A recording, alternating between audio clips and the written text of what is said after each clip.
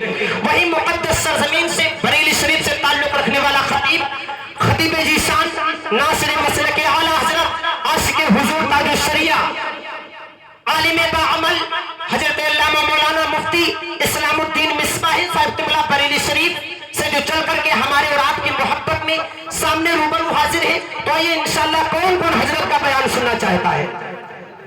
سبھی لوگ سننا چاہتے ہیں۔ سبحان اللہ، ماشاءاللہ، آپ کی محنت قبول ہو گئی، اللہ قبول فرمائے، کیونکہ جو کام دل سے کیا جاتا ہے اللہ اس کا اجر ضرور عطا فرماتا ہے۔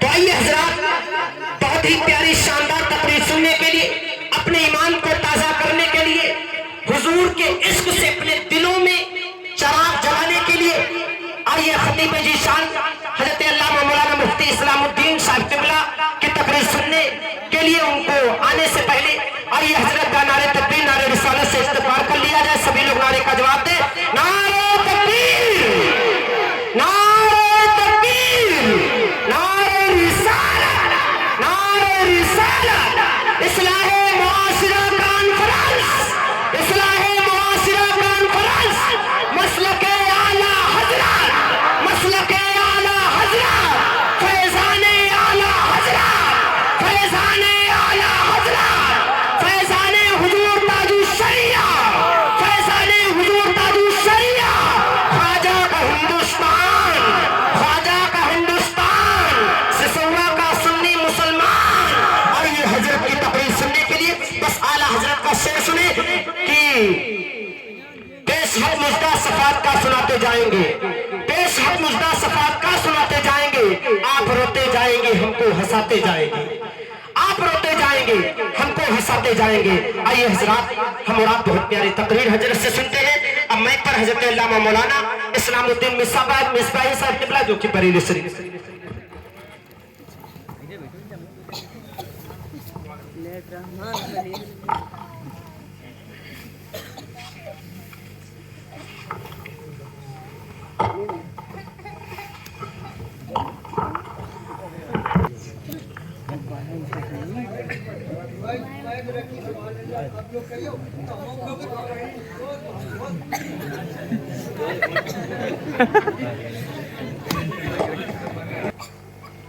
رونق افروز علماء کرام و حاضرین بس، جملہ مسلمانان اسلام و خواتین اسلام، السلام علیکم ورحمۃ اللہ وبرکاتہ۔ وعلیکم السلام ورحمۃ اللہ تعالی وبرکاتہ۔ نحمدہ ونصلی علی رسولہ الکریم، اما بعد، فاعوذ باللہ من الشیطان الرجیم، بسم اللہ الرحمن الرحیم، واشکروا لی ولا تکفرون، صدق اللہ العظیم وصدق رسولہ النبی الامین الکریم، ونحن علی ذلک لمن الشاہدین والشاکرین والحمد للہ رب العالمین۔ آئیے ہم اور آپ انتہائی خلوص و محبت کے ساتھ درود پاک کی ڈالیاں نچھاور کریں، پڑھیں بآواز بلند، اللہم صلی علی سیدنا محمد والسلام علیکہ یا رسول اللہ صلی اللہ تعالی علیہ وسلم، والسلام علیکہ یا نبی اللہ، صلاۃ والسلام علیکہ یا حبیب اللہ۔ حضرات، آپ لوگ کافی وقت سے نعت و منقبت سماعت فرما رہے تھے۔ کسی کا بیان بھی ہوا تھا؟ ابھی نہیں ہوا۔ اور میں نے سنا ہے کہ دوپہر میں خواتین کا بھی پروگرام ہوا تھا۔ ماشاءاللہ، بہت اچھی بات ہے۔ میں نے سنا تھا کہ مولانا زین صاحب یہ بچیوں کو پڑھاتے ہیں، تو تقریباً 35 بچیاں ہیں،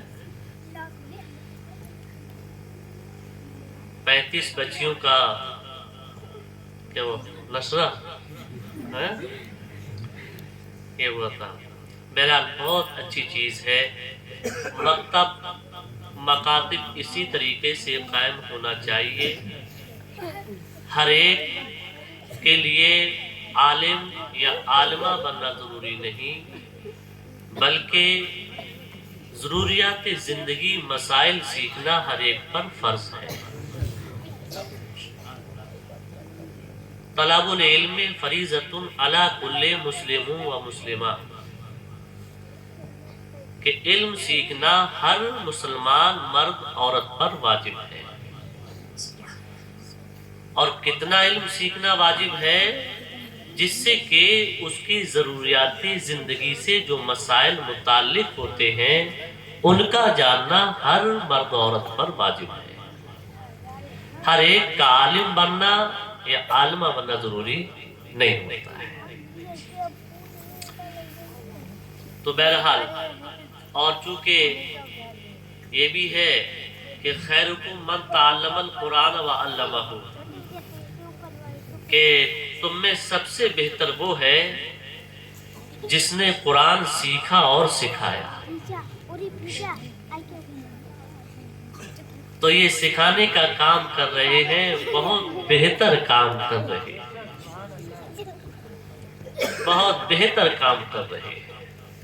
میں بتلاؤں گا ابھی آپ کو قرآن پڑھنے کے تعلق سے کہ قرآن کے کیا کیا فضائل ہیں۔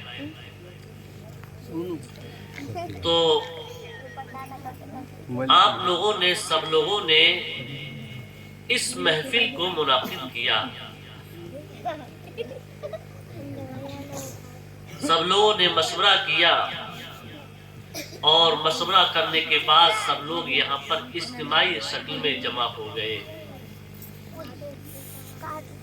جہاں جہاں آپ کو دعوت دینا تھی، جن جن کو بلانا تھا آپ نے بلا لیا، اور سب لوگ اجتماعی شکل میں بیٹھ گئے۔ اللہ رب العزت کا ایسی محفلوں پر کہ جو محفلیں اجتماعی شکل میں ہوا کرتی ہیں، سب لوگ بیٹھ کر کے اللہ اور اس کے رسول کی باتیں سنا کرتے ہیں، تو ان محفلوں کا اللہ رب العزت کی بارگاہ میں بہت بڑا مرتبہ ہوتا ہے۔ جی بے شک۔ اللہ رب العزت نے کچھ ایسے فرشتوں کو پیدا فرمایا ہے جو فرشتے ساری دنیا میں گشت کرتے رہتے ہیں اور دیکھتے رہتے ہیں کہ اللہ اور اس کے رسول کا ذکر کہاں پر لوگ اجتماعی شکل میں سن رہے ہیں۔ سبحان اللہ۔ تو جب وہ فرشتے دنیا کی گشت کرتے ہیں، دنیا میں گھومتے ہیں، لوگوں کو دیکھتے ہیں، اب جہاں پر وہ لوگوں کو پاتے ہیں کہ یہاں پر لوگ بیٹھ کر کے اللہ کا ذکر سن رہے ہیں، تو اس محفل کو وہ فرشتے زمین سے لے کر آسمان تک گھیر لیتے ہیں۔ سبحان اللہ، بے شک۔ زمین سے لے کر آسمان تک گھیر لیتے ہیں اس محفل۔ اللہ رب العزت کی بارگاہ میں فرشتے حاضر ہوتے ہیں۔ اللہ رب العزت فرماتا ہے، اے فرشتوں، تم نے میرے بندوں کو کس حال میں پایا؟ میرے بندوں کو تم نے کس حال میں پایا؟ وہ فرشتے عرض کرتے ہیں، اے مالک و مولا، ہم نے تیرے بندوں کو تیرا ذکر کرتے ہوئے پایا، ہم نے تیرے بندوں کو تیرا ذکر کرتے ہوئے پایا، تیرا ذکر سنتے ہوئے پایا، تیری تسبیح و تحلیل کرتے ہوئے پایا۔ اب اللہ فرماتا ہے، اے فرشتوں، ذرا یہ تو بتاؤ، کیا ان بندوں نے مجھے دیکھا ہے؟ کیا ان بندوں نے مجھے دیکھا ہے؟ فرشتے عرض کرتے ہیں اے مالک و مولا ان بندوں نے تجھے نہیں دیکھا، ان بندوں نے تجھے نہیں دیکھا ہے۔ اللہ فرماتا ہے اے فرشتوں اگر بندے وہ میرا دیدار کر لے تو ان کا عالم کیا ہوگا، سبحان اللہ، تو ان کا عالم کیا ہوگا۔ فرشتے عرض کرتے ہیں مالک و مولا اگر وہ تیرا دیدار کر لے، تجھے دیکھ لے تو رات و دن تیری عبادت کرتے رہے۔ پھر اللہ فرماتا ہے فرشتوں ذرا یہ تو بتاؤ وہ میرے بندے کس چیز کا خوف کر رہے تھے، کس چیز کا خوف کر رہے تھے، کس چیز سے بچنے کی دعا کر رہے تھے۔ وہ فرشتے عرض کرتے ہیں مالک و مولا وہ جہنم کی تیری پناہ چاہ رہے تھے، وہ جہنم سے تیری پناہ چاہ رہے تھے۔ اللہ فرماتا ہے اے فرشتوں کیا میرے بندوں نے جہنم کو دیکھا ہے، کیا میرے بندوں نے جہنم کی تپش کو دیکھا ہے، کیا میرے بندوں نے جہنم کے شعلوں کو دیکھا ہے، اس کے عذاب کو دیکھا ہے، اس کی سختیوں کو دیکھا ہے۔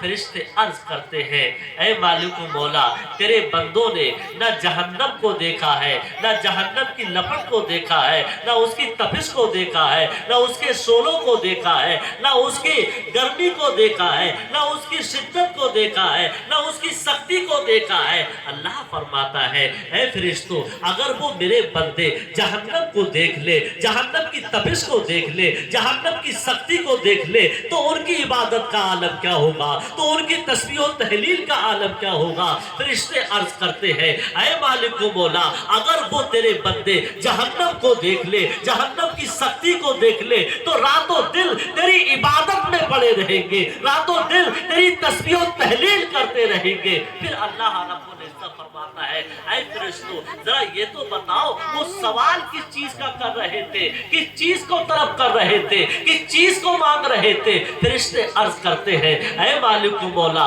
وہ تیرے بندے جنت کا سوال کر رہے تھے، جنت کو مانگ رہے تھے، جنت کو طلب کر رہے تھے۔ اللہ فرماتا ہے اے فرشتوں ذرا یہ تو بتاؤ کہ میرے ان بندوں نے جنت کو دیکھا ہے، جنت کے عیش و آرام کو دیکھا ہے، جنت کی نعمتوں کو دیکھا ہے، جنت کی نعمتوں کو دیکھا ہے، جنت کی عیش و آرام کو دیکھا ہے، اس کے چیزوں کو دیکھا ہے، اس کی رونقوں کو دیکھا ہے۔ فرشتے عرض کرتے ہیں اے مالک و مولا تیرے بندوں نے نہ جنت کو دیکھا ہے، نہ جنت کی نعمتوں کو دیکھا ہے، نہ اس کے عیش و آرام کو دیکھا ہے، نہ اس کے فائدوں کو دیکھا ہے، نہ اس کی چمک و دمک کو دیکھا ہے۔ فرشتے اللہ فرماتا ہے اے فرشتوں اگر وہ میرے بندے جنت کا دیدار کر لے، جنت کی نعمتوں کو دیکھ لے، اس کے عیش و آرام کو دیکھ لے تو ان کی عبادت کا عالم کیا ہوگا۔ فرشتے عرض کرتے ہیں اے مالک و مولا اگر وہ جنت کو دیکھ لے، جنت کی نعمتوں کو دیکھ لے، اس کے عیش و آرام کو دیکھ لے تو اس کی طلب میں عبادت میں اور لگ جائیں گے، ان کی عبادت میں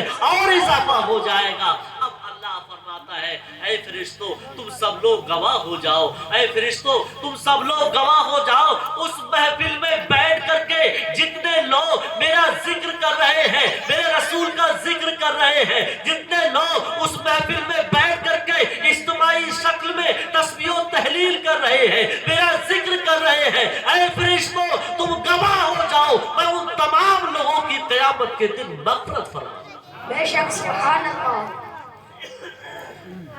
تو یہ اللہ رب العزت انعام فرمائے گا اس طریقے سے جمع ہو کر کے اللہ اور اس کے رسول کا ذکر کرنے والوں کے۔ تو آپ لوگ کا وقت ضائع نہیں ہے، وقت ضائع نہیں ہے، جو بھی یہاں پر لوگ بیان کریں اسے غور سے سنتے جائیں گے۔ اور ویسے بھی جب انسان کی عمر زیادہ ہو جاتی ہے تو اس کے پڑھنے کے لیے اور ہوتے نہیں۔ یہ محفلیں پروگرام میلاد شریف یہی چیزیں ایسی ہوا کرتی ہیں کہ جن میں اجتماعی شکل میں بیان ہو جاتا ہے اور آپ لوگ سن لیتے ہیں اور اس کے ذریعے آپ کو کچھ علم حاصل ہو جاتا ہے۔ تو کام کی ہی باتیں کرنا چاہیے، کام کی ہی باتیں کرنا چاہیے، فاضل باتیں، زائد باتیں نہیں کرنا چاہیے۔ بہرحال درود شریف پڑھیں، اللہم صلی علی سیدنا مولانا محمد وعلیہ وسلم، صلاۃ و سلام علیک یا رسول اللہ یا نبی اللہ یا حبیب اللہ۔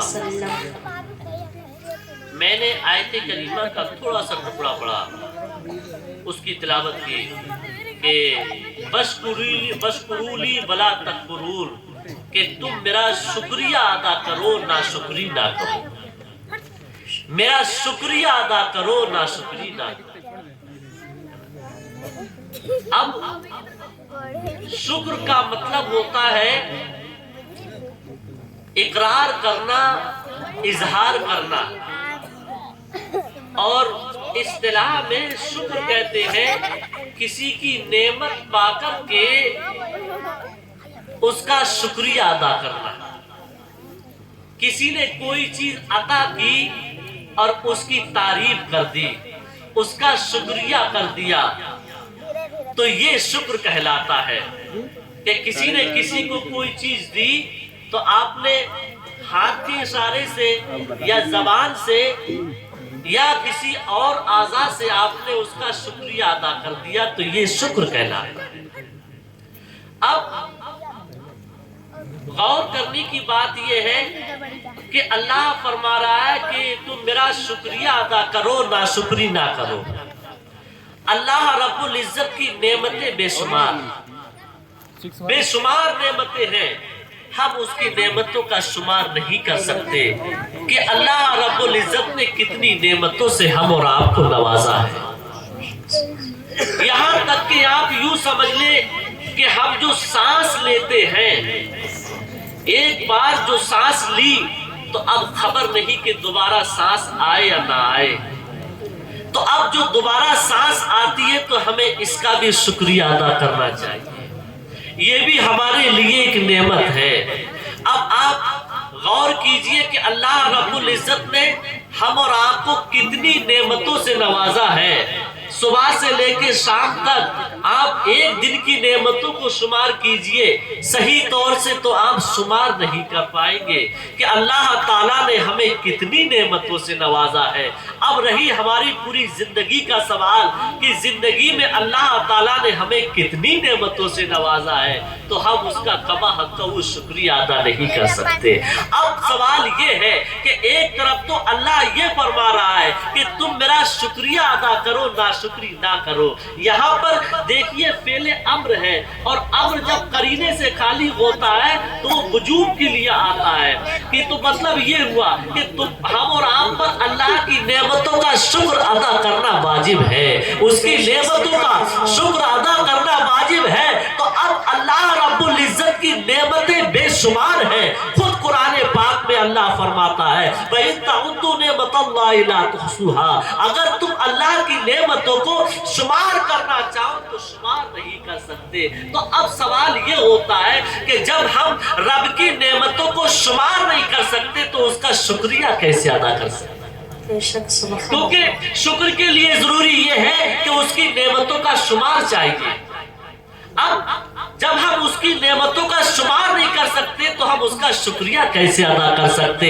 اب ایک طرف تو اللہ فرما رہا ہے کہ تم میرا شکریہ ادا کرو ناشکری نہ کرو، اور دوسری طرف یہ ہے کہ اس کی نعمتیں بے شمار ہیں۔ خود قرآن پاک میں اللہ فرما رہا ہے کہ تم میری نعمتوں کو شمار کرنا چاہو تو تم شمار نہیں کر سکتے۔ تو اب سوال یہ ہوتا ہے کہ جب ہم اس کی نعمتوں کا شمار نہیں کر سکتے تو ہم اس کا شکریہ کیسے ادا کر سکتے ہیں؟ تو اب اللہ رب العزت ایک طرف تو فرما رہا ہے کہ تم میری ناشکری نہ کرو بلکہ میرا شکریہ ادا کرو۔ اب صحابہ کرام آقائے دو جہاں صلی اللہ تعالیٰ علیہ وسلم کی بارگاہ میں حاضر ہوتے ہیں، عرض کرتے ہیں یا رسول اللہ بات ہمارے سمجھ میں نہیں آتی ہے، ایک طرف تو خدا فرماتا ہے کہ تم میری نعمتوں کا شکریہ ادا کرو ناشکری نہ کرو، اور دوسری طرف نہ فرما رہا ہے اگر تم میری نعمتوں کو شمار کرنا چاہو تو تم شمار نہیں کر سکتے۔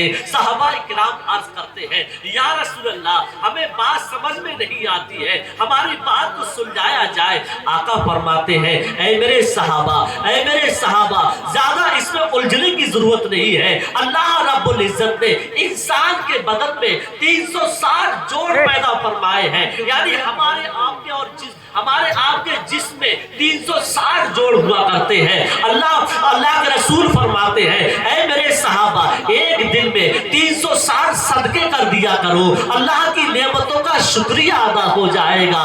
صحابہ کرام عرض کرتے ہیں یا رسول اللہ ہم بتائیں تو صحیح، آپ بتائیے تو صحیح یا رسول اللہ، کوئی انسان ایک دن میں 360 صدقے کیسے ادا کر سکتا ہے، کیسے صدقے کر سکتا ہے؟ اللہ کے رسول فرماتے ہیں اے میرے صحابہ صرف خدا کی راہ میں مال کو خرچ کرنا ہی صدقہ نہیں ہے، بلکہ ایک مسلمان کا اپنے مسلمان بھائی کو سلام کر دینا بھی صدقہ کہلاتا ہے، ایک مسلمان بھائی کا اپنے مسلمان بھائی سے خطہ پیشانی کے ساتھ ملنا بھی صدقہ کہلاتا ہے۔ آپ فرماتے ہیں اے میرے صحابہ بلکہ ایک مسلمان بھائی کا اپنے مسلمان بھائی کے دکھ درد میں شامل ہونا یہ بھی صدقہ کہلاتا ہے، ایک مسلمان بھائی کا اپنے مسلمان بھائی کی مدد کرنا یہ بھی صدقہ کہلاتا ہے، ایک مسلمان بھائی کا اپنے مسلمان بھائی کے راستے سے کوئی تکلیف دینے والی چیز ہو یہ بھی صدقہ کہلاتا ہے۔ صحابہ کرام عرض کرتے ہیں یا رسول اللہ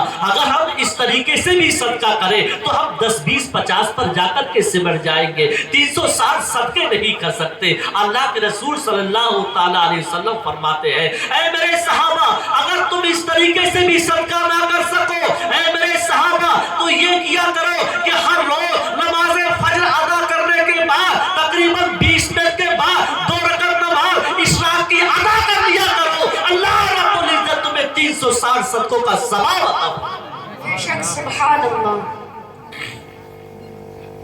تو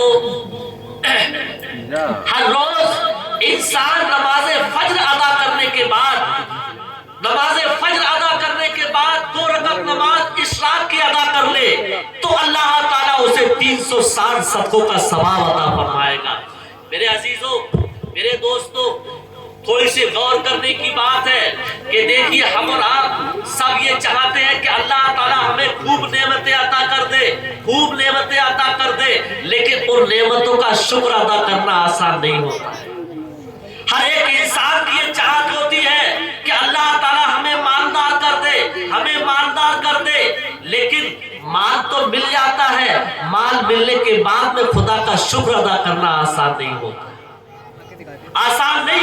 خدا کا شکر ادا کرنا۔ میں آپ کو بتلاتا ہوں پھر شکر ادا کس طریقے سے آسان ہوگا۔ دیکھیے اگر 2-3 چیزیں ہیں، اگر 3 چیزوں کو آپ اپنے ذہن میں رکھیں گے تو خدا کا شکر ادا کرنا آسان رہے گا۔ پہلی بات سنیے، پہلی بات یہ ہے کہ انسان دنیاوی معاملات میں، دنیاوی چیزوں میں اپنے سے نیچے کی طرف دیکھیں، اپنے سے نیچے کی طرف، ذرا غور سے سنیے گا۔ اپنے سے نیچے کی طرف دیکھنے کا مطلب کیا ہے؟ اپنے سے نیچے کی طرف دیکھنے کا مطلب یہ ہے اگر آپ موٹر سائیکل سے چل رہے ہو اور کوئی انسان پیدل چل رہا ہو تو آپ خدا کا شکر ادا کیجئے کہ اے اللہ تو نے ہمیں چلنے کے لیے موٹر سائیکل عطا کی ہے، یہ ہمارا بھائی پیدل چل رہا ہے، اے اللہ تیرا لاکھ لاکھ شکر ہے کہ تو نے ہمیں چلنے کے لیے موٹر سائیکل عطا فرمائی ہے۔ دیکھا آپ نے، اگر آپ اپنے سے نیچے کی طرف دیکھیں گے تو شکر ادا کرنا آسان رہے گا، اگر آپ اپنے سے اوپر کی طرف دیکھیں گے تو شکر ادا کرنا آسان نہیں رہے گا۔ اسی طریقے سے آپ اگر 4 پہیوں والی گاڑی سے چل رہے ہو اور کوئی موٹر سائیکل سے چل رہا ہو تو آپ اس کو دیکھ کر کے خدا کا شکر ادا کیجئے، اے مالک و مولا تیرا لاکھ لاکھ شکر ہے کہ تو نے ہمیں چلنے کے لیے 4 پہیوں والی گاڑی عطا فرمائی ہے، یہ ہمارا بھائی تو موٹر سائیکل سے چل رہا ہے یا پیدل چل رہا ہے۔ اسی طریقے سے آپ کہیں سے نکل رہے ہو، کسی इंसान का कच्चा मकान बना हुआ हो तो उसे देख करके आप खुदा का शुक्र अदा कीजिए। ऐ मालिक को मौला, तेरा लाख लाख शुक्र है कि तूने हमें रहने के लिए बेहतरीन बंगला अता फरमाया है, बेहतरीन मकान अता फरमाया है। इस हमारे भाई का सही से रहने के लिए मकान भी नहीं है। ऐ अल्लाह, तेरा लाख लाख शुक्र है। इसी तरीके से आप अच्छी पोशाक पहने हुए हो, आप अच्छा लिबास पहने हुए हो और किसी को आप देखें कि वो कुछ हारता लिबास पहने हुआ हो तो आप खुदा का शुक्र अदा कीजिए कि ऐ मालिक को मौला, तूने हमें बेहतरीन पोशाक अता फरमाई है, बेहतरीन लिबास अता फरमाया है। ऐ अल्लाह, तेरा लाख लाख शुक्र है, तेरा लाख लाख शुक्र है। इसी तरीके से आप ऐसे इंसान को देखें जिसके हाथ पैर सलामत ना हो, आपके हाथ पैर सलामत हो तो आप खुदा का शुक्र अदा कीजिए। ऐ मालिक को मौला, तेरा लाख लाख शुक्र है कि तूने हमें चलने के लिए पैर अता फरमाए हैं। ये हमारा भाई तो ऐसा है कि इसके चलने के लिए पैर भी नहीं है, ये हमारा भाई तो ऐसा है इसके काम करने के लिए हाथ नहीं है। ऐ मालिक को मौला, तेरा लाख लाख शुक्र है कि तूने हमें चलने के लिए पैर अता फरमाए हैं, तूने हमें काम करने के लिए हाथ अता फरमाए हैं। मैं आपको बताऊं, हजरत शेख सादी रहमतुल्लाह अलैह एक सफर कर रहे थे, आपके पैर में चप्पलें नहीं थी, आपके पैर में जूतियां नहीं थी, आपके पैर में छाले पड़ जाते हैं, तपिश थी, गर्मी पड़ रही थी, रेत का इलाका था, आप सफर कर रहे थे, सफर के दौरान आपके पैर में छाले पड़ जाते हैं, लोग सवारी से चल रहे थे,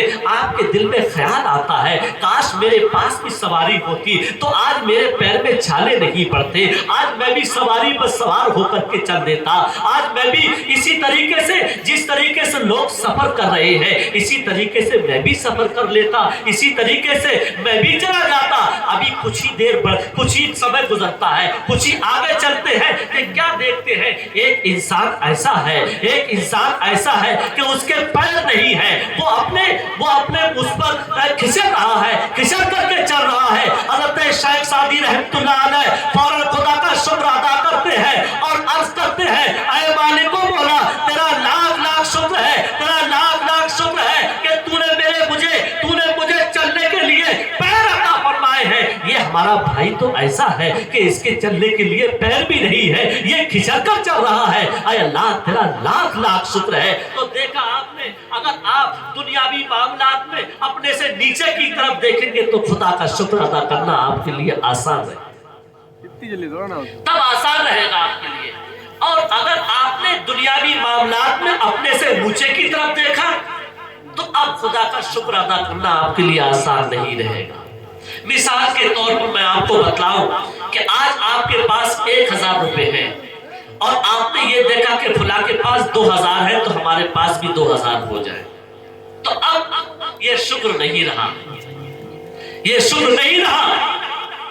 इसी तरीके से आपने ये देखा कि फुला इतना मालदार है, हम भी मालदार हो जाए, तो अब आप परेशान रहेंगे, परेशान रहेंगे। तो इसलिए दुनियावी मामलात में इंसान अपने से नीचे की तरफ देखे तो खुदा का शुक्र अदा करना इंसान के लिए आसान रहेगा, तब आसान रहेगा। और एक होता है, दूसरा होता है दीनी मामला, दीनदारी। तो दीनदारी में इंसान अपने से ऊंचे की तरफ देखे। मिसाल के तौर पर जैसे कोई नमाज पढ़ रहा है एक टाइम की, नमाज तो 5 टाइम की फर्ज है, लेकिन मिसाल के तौर पर कोई एक टाइम की नमाज पढ़ रहा है तो आप कोशिश कीजिए कि हम 2 टाइम की पढ़ेंगे। या कोई नमाज पढ़ रहा है 2 वक्त की तो आप कोशिश कीजिए कि हम 3 वक्त की पढ़ेंगे। या कोई पढ़ रहा है 3 वक्त की तो आप कोशिश कीजिए हम 4 वक्त की पढ़ेंगे। कोई 4 वक्त की पढ़ रहा है तो आप कोशिश कीजिए कि हम 5 वक्त की पढ़ेंगे, हम 5 वक्त की नमाज पढ़ेंगे। अब यहीं पर कोई इंसान सिर्फ तनहा नमाज पढ़ रहा है तो आप कोशिश कीजिए कि हम जमात के साथ नमाज पढ़ेंगे। इसी तरीके से कोई इंसान अगर 5 वक्त की नमाज पढ़ रहा है तो आप कोशिश कीजिए कि हम 5 वक्त की नमाज के साथ साथ हम नवाफिल भी पढ़ेंगे, हम तहज्जुद की भी नमाज अदा करेंगे, हम इशराक की भी नमाज अदा करेंगे, हम चाशनी की भी नमाज अदा करेंगे। तो ये होता है दीनी मामला कि दीनदारी में हम अपने से ऊपर की तरफ देखें तब खुदा का शुक्र अदा होगा। लेकिन हमारे आपके हालात इसके उल्टे हैं, इसके उल्टे हैं। ہم دنیا داری میں تو اپنے سے اوپر کی طرف دیکھتے ہیں اور دینداری میں اپنے سے نیچے کی طرف دیکھتے ہیں کہ چلو کھلا پڑھ رہا ہے ہم ایک ہی ٹائم کی پڑھ لے رہے ہیں، ہم ایک ہی ٹائم پڑھ لے رہے ہیں، یا فلاں نے اتنے روپے خدا کی راہ میں خرچ کیے چلو ہم 50 روپے خرچ کر دیتے ہیں، فلاں نے 1000 خرچ کیے چلو ہم 50 روپے خرچ کر دیتے ہیں. تو یہ خدا کا شکر نہیں رہا، یہ خدا کا شکر نہیں رہا. تو دیکھیے میں نے 2 باتیں بتلائی کہ دنیاوی معاملات میں آپ اپنے سے نیچے کی طرف دیکھیں تب خدا کا شکر کرنا آسان رہے گا، اور دینی معاملات میں آپ اپنے سے اوپر کی طرف دیکھیں تب خدا کا شکر کرنا آسان رہے گا. اور تیسری بات ذرا غور سے سنیں، تیسری بات یہ ہے کہ انسان اپنی حقیقت کو دیکھے کہ ہم کیا تھے اور آج اللہ تعالیٰ نے ہم کو کیا بنا دیا. ہم کیا تھے، ہم جب دنیا میں آئے تھے تو ہمارے بدن پر لباس بھی نہیں تھا، اور آج اللہ تعالیٰ نے ہمیں بہترین پوشاکی بھی عطا فرمائی ہے، بہترین رہنے کے لیے مکان بھی عطا فرمایا ہے، اور ہمارے پاس جائیداد بھی ہے، دولت بھی ہے. ہم جب آئے تھے تو ہمارے پاس کچھ نہیں تھا اور آج ہمارے پاس سب کچھ ہے. میں آپ کو بتاؤں، حضرت سلطان محمود غزنوی رحمت اللہ علیہ آپ کے ایک چہیتے غلام تھے حضرت ایاز. حضرت ایاز سے چونکہ محمود بڑی محبت کیا کرتے تھے. اب ہوتا یہ ہے کہ یہ انسان کی بہت ایسی عادت ہوتی ہے ہم لوگوں کی کہ اگر کوئی سردار ہے، کوئی بادشاہ ہے، تو اب اس کے رعایا کے بہت سارے لوگ ہوتے ہیں اور ایک ہی طرح کے. اگر بادشاہ کسی کو قریب کر لیتا ہے تو دوسرے حکمران لوگ حسد کرنے لگتے ہیں کہ آخرکار وہی کام ہم بھی کر رہے ہیں اور وہ بھی وہی کام کر رہے ہیں، لیکن بادشاہ کی قربت اس کی زیادہ کیوں ہے، بادشاہ اس سے کیوں زیادہ محبت فرماتے ہیں، بادشاہ اس کو کیوں چاہتے ہیں. تو یہ حسد ہونے لگتا ہے. اسی طریقے سے محمود کے دربار میں بھی یہی ہوا تھا کہ سلطان محمود ایاز سے بڑی محبت کیا کرتے تھے، ایاز کو بڑا چاہتے تھے. تو ان کے دربار کے دوسرے لوگ حسد کرنے لگے کہ آخرکار ماجرا کیا ہے کہ سلطان کی محبت، سلطان کی چاہت ایاز سے زیادہ کیوں ہے. اب ان لوگوں نے کیا دیکھا کہ ایاز بیت المال میں جا کر کے کباڑ کو بند کر لیا کرتے ہیں اور آدھا گھنٹہ یا 1 گھنٹے تک بیت المال کے دروازے کو بند رکھتے ہیں. دربار کے لوگوں نے جا کر کے بادشاہ صاحب سے کہہ دیا کہ حضور ایاز بیت المال میں جا کر کے چوری کیا کرتے ہیں. حضور معاملہ ایسے ہے کہ ایاز جا کر کے اس کمرے میں بیت المال میں جا کر کے جس میں خزانہ رکھا ہوا ہے اس مال کی چوری کیا کرتے ہیں، دروازے کو بند کر لیا کرتے ہیں. ایاز کی جب اس بات کو محمود نے سنی تو محمود کہتے ہیں کہ میں بات ایسے نہیں مانوں گا، جس وقت ایاز بیت المال کے اندر ہو تب مجھے آپ اطلاع دینا. معمول کے مطابق ایاز پھر دوسرے دن اسی طریقے سے بیت المال کے اندر گئے اور دروازے کو بند کر لیا. اب یہ حاسدین جو حسد کرنے والے تھے انہوں نے جا کر کے فوراً بادشاہ کو اطلاع کر دی، حضور دیکھ لیا جائے واردات پر چل کر کے دیکھ لیا جائے. دیکھیے ایاز بیت المال کے اندر بیٹھے ہوئے ہیں، باہر سے دروازے کو بند کر لیا ہے، اندر سے دروازے کو بند کر لیا ہے، اس کے اندر بیٹھے ہوئے ہیں. بادشاہ فوراً اپنے مصاحبین کو ساتھ لے کر کے، بادشاہ اپنے حکمرانوں کو ساتھ لے کر کے اسی بیت المال کے دروازے پر پہنچتے ہیں. جب بادشاہ بیت المال کے دروازے پر پہنچا، بادشاہ نے آواز دی کہ ایاز دروازہ کھولو، ایاز دروازہ کھولو. اندر سے آواز آتی ہے اچھا حضور ابھی کھولتا ہوں، اچھا حضور ابھی کھولتا ہوں، لیکن دروازہ نہیں کھلتا ہے. پھر بادشاہ پھر آواز دیتے ہیں کہ اے ایاز دروازہ کھولو، لیکن دروازہ نہیں کھلتا ہے. پھر اندر سے پھر آواز آتی ہے اچھا حضور ابھی کھولتا ہوں. پھر بادشاہ آواز دیتا ہے کہ اے ایاز دروازہ کھولو، لیکن پھر آخر میں آواز کیا آتی ہے کہ اچھا حضور ابھی کھولتا ہوں. بادشاہ نے پھر کہا کہ اے ایاز دروازہ کھولو ورنہ سزا پاؤ گے. اب کیا ہوتا ہے، اس کے بعد میں ایاز دروازے کو کھول دیتے ہیں. جب دروازہ کھولا تو اب اسی طریقے سے سلطان اندر بڑھ جاتے ہیں. جب سلطان اندر بڑھے تو ادھر دیکھا, چاروں طرف دیکھا, کوئی چیز نظر نہیں آتی ہے کہ ایاز نے کیا چیز چرائی ہو, کوئی چیز نظر نہیں آتی ہے. سامنے ایک صندوق رکھا ہوا تھا, وہ صندوق ایک موٹے سے تالے سے بند تھا.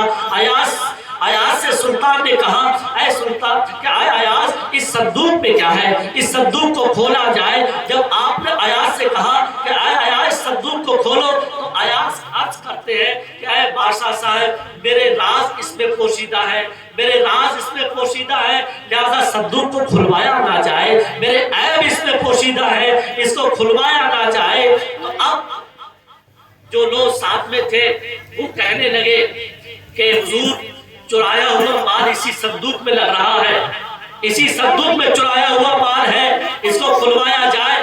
بادشاہ نے کہا کہ ایاز, تمہیں صندوق کو کھولنا ہوگا, تمہیں صندوق کو کھولنا ہوگا. ایاز کہتے ہیں حضور, صندوق کو نہ کھلوایا جائے, میرے راز اس میں پوشیدہ ہے, میرے اس میں راز پوشیدہ ہے, میرے عیب پوشیدہ ہے, اس کو کھولا نہ جائے. سلطان کہتے ہیں نہیں ایاز, تمہیں کھولنا ہوگا, اس صندوق کو کھولنا ہوگا. اب ایاز چابی کو لیتے ہیں, چابی کو لیتے ہیں, اور چابی کو لے کر کے جب اس تالے کو کھولتے ہیں, جب تالے کو کھولا, جب صندوق کو کھولا گیا, تو بادشاہ کیا دیکھتا ہے, بادشاہ نے دیکھا کہ اس میں 3 کپڑے رکھے ہوئے ہیں, پھٹے پرانے کپڑے رکھے ہوئے ہیں. جب بادشاہ نے اس میں پھٹے پرانے کپڑوں کو دیکھا, ایاز کے چہرے کو دیکھا, تو ایاز کے چہرے کو جب دیکھتے ہیں تو ایاز کے چہرے سے آنکھوں سے آنسو جاری ہے. بادشاہ حیرت میں پڑ جاتا ہے, آخر ماجرا کیا ہے. یہ تو لوگ یہ کہہ رہے تھے کہ ایاز چوری کرتا ہے, ایاز چوری کرتا ہے, لیکن ہم اس صندوق میں دیکھ رہے ہیں اس میں تو 3 پھٹے پرانے کپڑے ہیں. آخرکار ماجرا کیا ہے. بادشاہ حیرت میں پڑ جاتا ہے. بادشاہ پوچھتا ہے, ایاز ماجرا کیا ہے, بات کیا ہے. آخرکار تم تو اس کو بہت رکھا رہے ہو, اور تم تو اس کو بڑے موٹے تالے سے بند کیے ہوئے ہو. آخرکار کیا بات ہے, کیا ماجرا ہے, کیا وجہ ہے, تم اس طریقے سے کپڑوں کی حفاظت کر رہے ہو.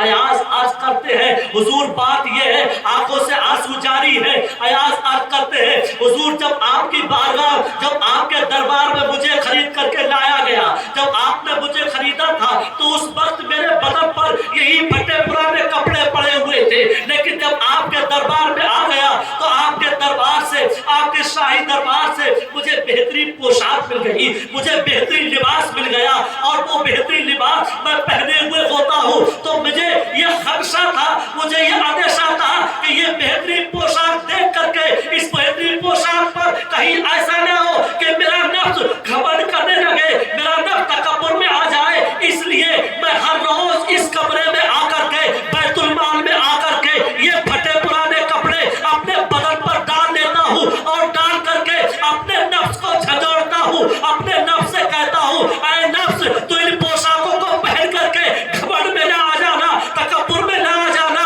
اے نفس, تیری حقیقت تو یہ تھی کہ جب تو اس دربار میں آیا تھا تو تیرے بدن پر یہی پھٹے پرانے 3 کپڑے پڑے ہوئے. تو یہ ہوتا ہے اپنی حقیقت کو یاد رکھنا کہ ہم کیا تھے اور آج ہم کیا ہو گئے. تو میرے عزیزوں, انسان اپنی حقیقت کو یاد رکھے گا تو کبھی گھمنڈ نہیں کرے گا, کبھی تکبر نہیں کرے گا, کبھی غرور نہیں کرے گا. کہ اللہ رب العزت نے جب ہمیں اس دنیا پر بھیجا تھا تو ہمارے پاس کچھ نہیں تھا, آج ہمارے پاس دولت بھی ہے, آج ہمارے پاس ثروت بھی ہے, آج ہمارے پاس گاڑی بھی ہے, آج ہمارے پاس رہنے کے لیے بہترین بنگلہ بھی ہے, آج ہمارے پاس رہنے کے لیے بہترین مکان بنے ہوئے ہیں, ایک ایک نہیں 2 بنے ہوئے ہیں. اللہ رب العزت نے ہمیں ساری نعمتوں سے نوازا ہے. جب ساری نعمتوں سے نوازا ہے تو ہمیں اس کا شکر ادا کرنا چاہیے, ہمیں اس کا شکر ادا کرنا چاہیے. لیکن ہم بڑے ناشکرے ہیں, بڑے ناشکرے ہیں. بتاؤ تو صحیح, کیا شکر اسی کا نام ہے کہ ہم پڑے پڑے سوتے رہتے ہیں, ہم پڑے پڑے سوتے رہتے ہیں, اذان ہو رہی ہے, فجر کی اذان ہو رہی ہے, اور ہم پڑے سو رہے ہیں. کیا شکر یہی ہے؟ یہ شکر نہیں ہے, یہ شکر نہیں ہے. جب اللہ تعالیٰ نے آپ کو ساری نعمتوں سے نوازا ہے ہے تو جیسی اذان ہو جائے فوراً انسان کو کھڑا ہو جانا چاہیے، فوراً انسان کو نماز کی تیاری کر لینا چاہیے۔ میں اپنی ماں اور بہنوں سے کہنا چاہتا ہوں، کیا شکر یہی ہے؟ آپ بھی لیتی رہتی ہو، آپ بھی سوتی رہتی ہو، عورتیں چاہیں تو اپنے شوہر سے بھی نماز پڑھوا سکتی ہیں، اپنے بچوں سے بھی نماز پڑھوا سکتی ہیں۔ عورتیں پہلے اٹھیں اور اٹھ کر کے اپنے شوہر کو جگائیں، اپنے بچوں کو جگائیں اور جگا کر کے انہیں پانی بھر کر کے دیں کہ لو وضو کرو، جاؤ مسجد جاؤ نماز پڑھنے جاؤ۔ یہ شکر ہوتا ہے۔ جیسی اذان ہوئی فوراً انسان بیدار ہو گیا اور فوراً تیار ہو گیا کہ چلو اللہ کی بارگاہ میں چلتے ہیں، چلو چل کر کے 4 رکعت نماز ادا کر لیں، اس کا شکریہ ادا کر لیں۔ یہ شکر ہوتا ہے۔ شکر یہ نہیں ہوتا ہے کہ اذان ہو رہی ہے ہم سو رہے ہیں۔ اسی طریقے سے میرے عزیزوں، میرے دوستوں، ہم نے بزرگوں سے سنا ہے کہ جب گلیوں میں بزرگ لوگ نکلا کرتے تھے، گھروں سے آواز قرآن پڑھنے کی آیا کرتی تھی، گھروں میں قرآن پڑھا جاتا تھا۔ آج جب گلیوں سے نکلتے ہیں تو گلیوں میں آواز قرآن کی نہیں آتی ہے، گلیوں میں آواز اس گھروں سے آواز گانوں کی آیا کرتی ہے۔ بزرگ لوگ بیان کرتے ہیں کہ جب نماز عشاء کی نماز پڑھ کر جب نکلا کرتے تھے تو گھروں سے آواز پڑھنے کی آیا کرتی تھی۔ آج کیا ہوتا ہے؟ جس گلی سے آپ گزریے اس گلی سے آواز گانوں کی آ رہی ہے۔ بچے چوراہوں پر بیٹھے ہوئے ہیں، بچے موبائلوں میں مست ہیں، گانے سن رہے ہیں، جگہ جگہ بیٹھے ہوئے ہیں، اپنا وقت گزار رہے ہیں اور گانوں میں مست ہیں، موبائل چلانوں میں مست ہیں۔ ذرا غور تو کیجئے، اپنے حالات کو دیکھیے، یہ خدا کا شکر نہیں ہے۔ اللہ تعالیٰ نے آپ کو نعمتیں دی ہیں، آپ کو پہننے کے لیے لباس دیا ہے، آپ کو کھانے کے لیے بہترین غذائیں دی ہیں، آپ اچھی چیزیں کھا رہے ہو تو اس کا شکریہ بھی تو ادا کرو، اس کا شکریہ بھی تو ادا کرو۔ اللہ تعالیٰ نے آپ کو 5 وقت کے لیے نماز کے لیے کہا ہے، انسان یہ 5 وقت کی نماز ہی ادا کر لے تو اس کی نعمتوں کا کم سے کم کچھ تو شکریہ ادا ہو جائے گا، کچھ تو شکریہ ادا ہو جائے گا۔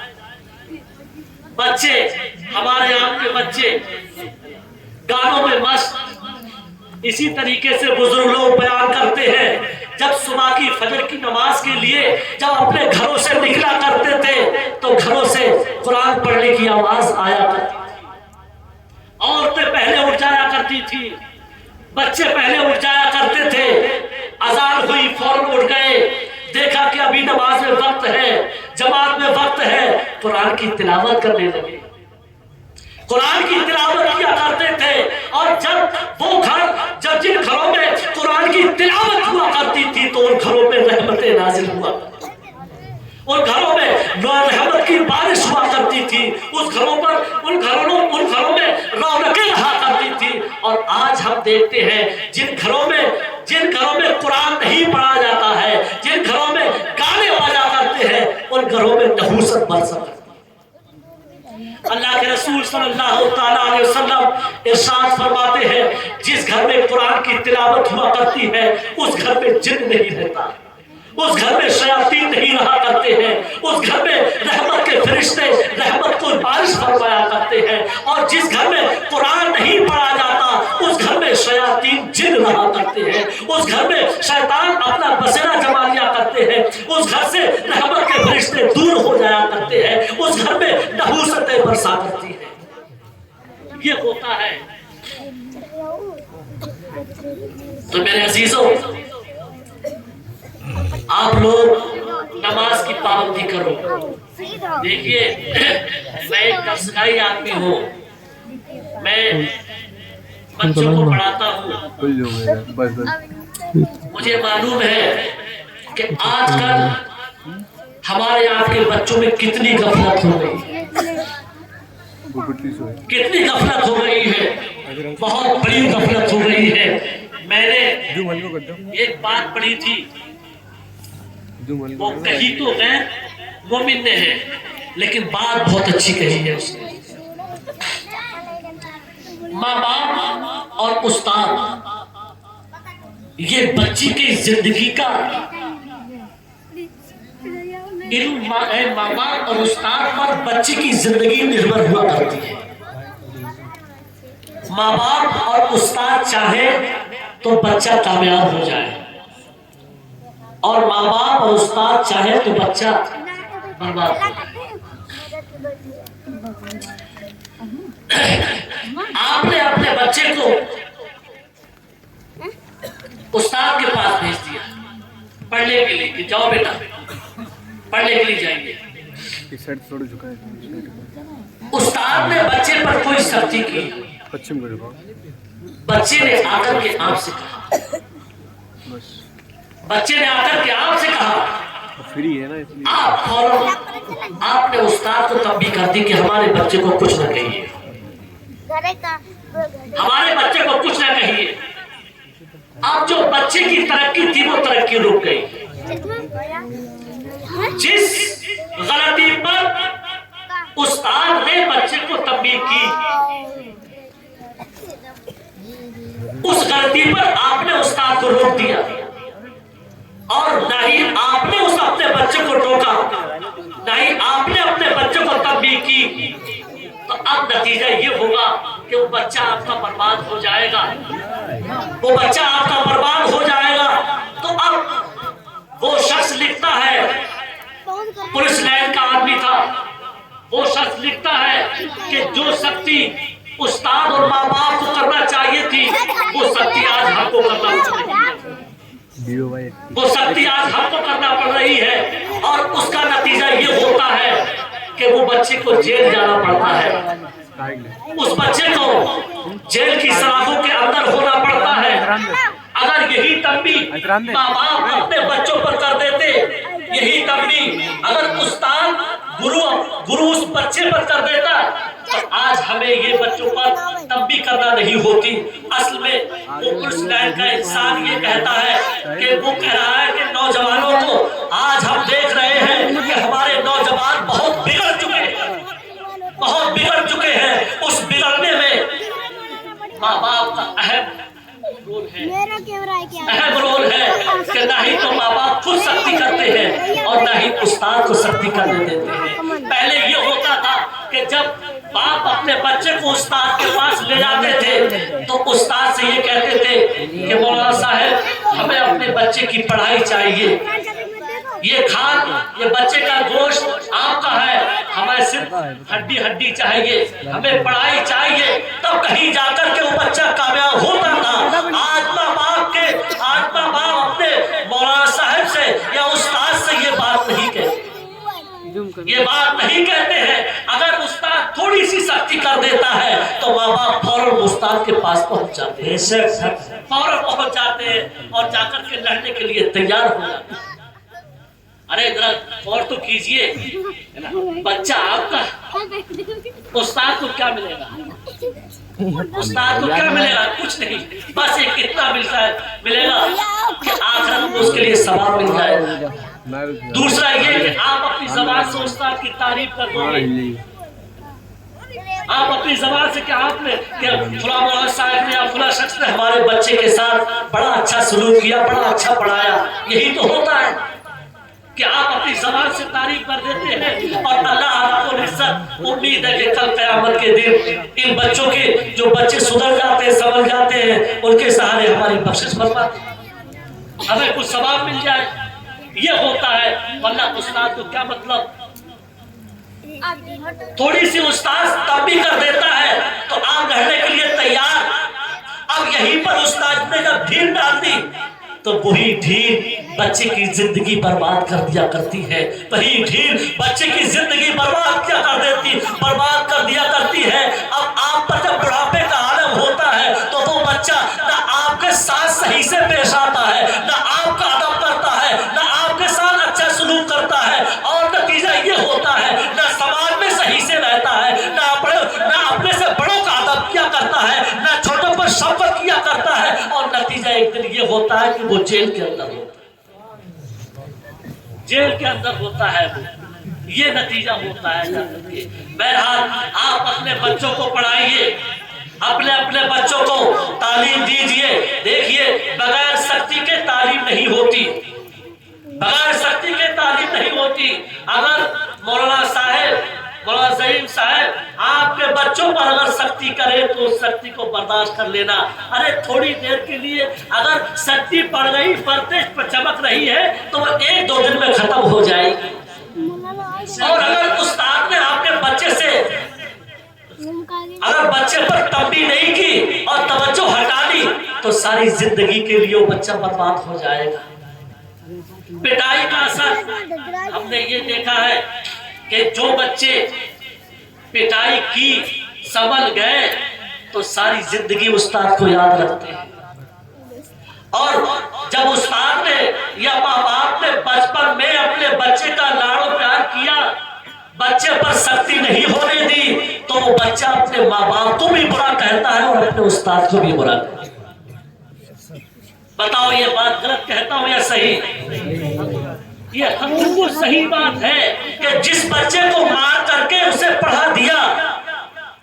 دیکھیں پڑھنے کی 2 چیزیں ہوتی ہیں، یا تو شوق ہو جائے یا خوف ہو جائے۔ نعرہ تکبیر، نعرہ رسالت، نعرہ رسالت، آمد حضرت علامہ مفتی اکمل صاحب قبلہ، آمد حضرت علامہ مفتی اکمل صاحب قبلہ، مسلک اعلیٰ حضرت، علماء اہل سنت، علماء اہل سنت، نعرہ تکبیر، نعرہ رسالت۔ آپ تشریف رکھیں۔ تو میں اپنی بات تھوڑی خالی ختم کرتا ہوں کہ میں بات بتلا رہا تھا کہ استاد کی تھوڑی سی توجہ بچے کو کامیاب کر دیتی ہے، اور استاد کی تھوڑی سی غفلت برباد کر دیتی ہے۔ تو اگر کبھی بھی بچے پر کوئی استاد کوئی سختی کر لے تو آپ اپنے سے باہر نہ ہونا، باہر نہ ہونا۔ جس پر تھوڑی سی پردے چمک رہی ہے، تھوڑی سی چوٹ کے نشان چمک رہے ہیں تو وہ 1-2 دن میں صحیح ہو جائیں گے۔ لیکن اگر استاد نے توجہ کو ہٹا لیا، توجہ کو ہٹا لیا اور بچے پر تنبیہ نہیں کی تو اس بچے پر ایسے نشان پڑ جائیں گے، ایسے نشان پڑ جائیں گے جو زندگی بھر نہیں ملیں گے، زندگی بھر نہیں ملیں گے۔ اس لیے میرے عزیزوں، ماں باپ پر اور استاد پر بچے کی کامیابی منحصر ہوا کرتی ہے۔ سب سے پہلے ماں باپ کو اپنے بچے کی طرف سے پختہ دل ہونا چاہیے اور پھر استاد کی توجہ بھرپور طریقے سے ہونا چاہیے، تو وہی بچہ کامیاب ہو جاتا ہے۔ اور صاحب نے بچیوں کو پڑھایا ہے، بڑا دل خوش ہوا اس چیز سے کہ آپ کی بچیاں پڑھی، قرآن شریف پڑھ کر کے قرآن شریف پڑھا انہوں نے۔ ارے یہی تو بچیاں آگے جب نسل آئے گی تو یہی بچیاں اپنے بچیوں کو پڑھائیں گی، اپنے بچوں کو پڑھائیں گی۔ اسی طریقے سے تعلیم قرآن عام ہو جائے، اسی طریقے سے تعلیم قرآن۔ میں آپ کو ایک بات اور بتاؤں، لیکن قرآن پڑھنے کا اعجاز دیکھیے۔ حضرت ابو سعید خدری رضی اللہ تعالیٰ عنہ بیان فرماتے ہیں کہ چند مہاجرین صحابہ بیٹھے ہوئے تھے، آپ فرماتے ہیں کہ میں بھی جا کر کے انہی کے گروہ میں بیٹھ گیا کہ دیکھتا کیا ہوں کہ ان میں ایک قاری قرآن پڑھ رہے ہیں اور دوسرے لوگ اس قرآن کو سماعت کر رہے ہیں۔ اتنے میں آپ فرماتے ہیں، اتنے میں کیا ہوتا ہے کہ آقا دو جہاں صلی اللہ تعالیٰ علیہ وسلم تشریف لے آتے ہیں، اسی ہم لوگوں کے درمیان آ کر کے تشریف لے آتے ہیں۔ آقا صلی اللہ تعالیٰ علیہ وسلم نے سلام فرمایا، ہم لوگوں نے سلام کا جواب دیا۔ آقا فرماتے ہیں، اے میرے صحابہ آپ لوگ کیا کر رہے تھے؟ آپ لوگ یہاں پر بیٹھ کر کے کیا کر رہے تھے؟ اب آپ یہ صحابہ کرام عرض کرتے ہیں، یا رسول اللہ ہمارے درمیان ایک قاری قرآن پڑھ رہے تھے اور اس قرآن کی تلاوت کو ہم سماعت فرما رہے تھے۔ آقا فرماتے ہیں، اے اللہ تیرا لاکھ لاکھ شکر ہے، اے اللہ پاک ہے وہ ذات جس نے میری امت میں ایسے افراد پیدا فرمائے ہیں جن کے ساتھ رہنے کا، جن کی صحبت کا ہمیں حکم دیا گیا ہے۔ اب آقائے دو عالم صلی اللہ تعالیٰ علیہ وسلم اپنے کو بھی اسی محفل میں شامل فرما لیتے ہیں، یعنی خود بھی بیٹھ جاتے ہیں، صحابہ کرام کو انگلی سے اشارہ کرتے ہیں کہ اے صحابہ اس طریقے سے بیٹھ جاؤ۔ صحابہ کرام اس طریقے سے بیٹھ گئے جیسے کہ چاند کے سامنے ہالا نکل آیا ہو، چاند کے سامنے ہالا نکل آیا ہو، چاروں طرف سے لوگ بیٹھ جاتے ہیں، آقا کے چہرے کا دیدار فرماتے ہیں۔ اب آقا فرماتے ہیں اے میرے صحابہ تمہارے لیے بشارت ہو، اے میرے صحابہ تمہارے لیے بشارت ہو کہ تم بیٹھ کر کے اجتماعی شکل میں قرآن کی تلاوت سن رہے تھے، تمہارے درمیان ایک قاری قرآن کی تلاوت کر رہے تھے اور تم لوگ اس قرآن کی تلاوت کو سماعت کر رہے تھے کہ کل قیامت کے دن اللہ تعالیٰ تم لوگوں کو ان لوگوں سے جو غنی ہے، مالدار ہے، قرآن کی تلاوت سے دور ہے، ان لوگوں سے اللہ رب العزت کل قیامت کے دن تم لوگوں کو ان لوگوں سے 500 سال پہلے جنت میں داخل ہوگا۔ سبحان اللہ۔ سبحان اللہ۔ نعرہ تکبیر، نعرہ رسالت، اساتذہ کرام، علماء اہل سنت، اصلاح معاشرہ کانفرنس، نعرہ تکبیر، نعرہ رسالت۔ تو دیکھیے آپ لوگ اپنے اپنے بچوں کو سب کو قرآن کی تعلیم ضرور دلائیں۔ سب سے پہلے ہمارے آپ کے لیے دین اسلام کی تعلیم ہے، اس کے بعد میں دوسری چیز ہے، دوسری چیز کی تعلیم کو منع نہیں کیا گیا ہے، بلکہ وہ بھی جو تعلیم انسان کے لیے ضروری ہے سب کو حاصل کیا جائے، لیکن سب سے پہلے اسلامی تعلیم سے اپنے بچوں کو آراستہ کیا جائے۔ جتنی تعلیم سیکھنا ہر مسلمان مرد و عورت پر فرض ہے، اتنی تعلیم سے ہر ایک بچہ آراستہ ہو جائے، ہر ایک بچہ آراستہ ہو جائے۔ میں اپنی ماں اور بہنوں سے گزارش کروں گا کہ ماں اور بہنیں اپنے اپنے بچوں کو فوراً صبح کو تیار کر دیا کریں، اور تیار کر کے مکتب یا مدرسہ جہاں پر بھی پڑھنے کی جگہ ہے فوراً اپنے بچوں کو تیار کر کے فوراً بھیج دیا کریں۔ بچہ اگر تھوڑی کوئی نادان ہو یا بچہ کوئی غفلت کرتا ہو فوراً بچے کو ماں باپ تنبیہ کریں، یا بچے کی شکایت یا بچے کی جو بھی اس طریقہ ہو استاد کو جا کر کے سمجھائیں، جس سے کہ بچے کی تعلیم رکنے نہ پائے۔ اور آپ جب کوشش کریں گے یعنی ماں باپ جب بچے کی تعلیم کی کوشش کریں گے اور استاد بھی کوشش کریں گے تو بچہ پڑھتا ہوا نظر آئے گا، بچہ کامیاب ہوتا ہوا نظر آئے گا۔ بہرحال اتنی ہی بات مجھے آپ لوگوں کو عرض کرنا تھی کہ آپ لوگ سب لوگ اپنے اپنے بچوں کو قرآن کی تعلیم سے آراستہ کیجئے۔ آپ لوگ وعدہ کیجئے اس چیز کا کہ ہاں ہم لوگ اپنے بچوں کو قرآن کی تعلیم سے آراستہ کریں گے اور کرائیں گے انشاءاللہ۔ کہیے انشاءاللہ اپنے بچوں کو تعلیم قرآن سے آراستہ کرائیں گے۔ السلام علیکم ورحمۃ اللہ۔